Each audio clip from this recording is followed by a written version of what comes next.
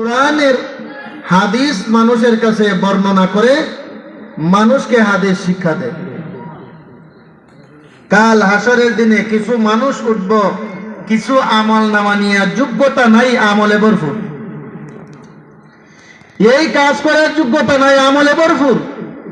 কোরআন শরীফ একদিন খুললাম মেলছেও না, কিন্তু কোরআন শরীফ খতমে তার আমল নামায় ভরপুর।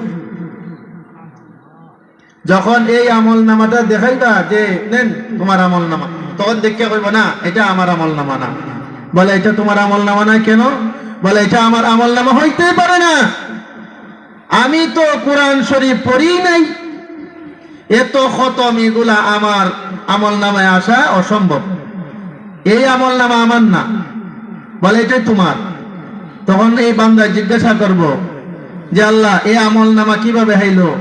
এই আমল নামার মধ্যে দেখা যায় শত শত কোরআন খতম, এই আমল নামার মধ্যে দেখা যায় বুখারী শরীফ কোরআনের খতম, তিরমিজি শরীফ কোরআনের খতম, নাসাই শরীফ কোরআনের খতম, কোরআনের সওয়াব।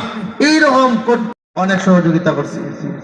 তুমি টাকা দিয়ে সহযোগিতা করছো, তুমি কথা দিয়ে সহযোগিতা করছো, তুমি লজিং খাওয়াইয়া সহযোগিতা করছো, করছো কি করছো না? বলে হ্যাঁ করছি।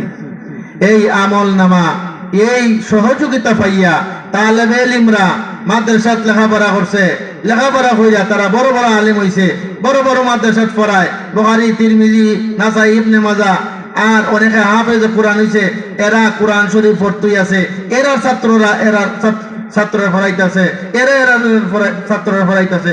এইভাবে কিয়ামত পর্যন্ত সিলসিলা জারি রইছে। এটা তোমার দানের অনুদানের ভূমিকা ছিল, এটা তোমারই আমল, এটা তোমারই আমল। এইরকম কত আমলওয়ালা মানুষকে আল্লাহ তাআলা দেখাইবেন। এগুলা মাদ্রাসার ভূমিকায়, মাদ্রাসার কারণে, মাদ্রাসা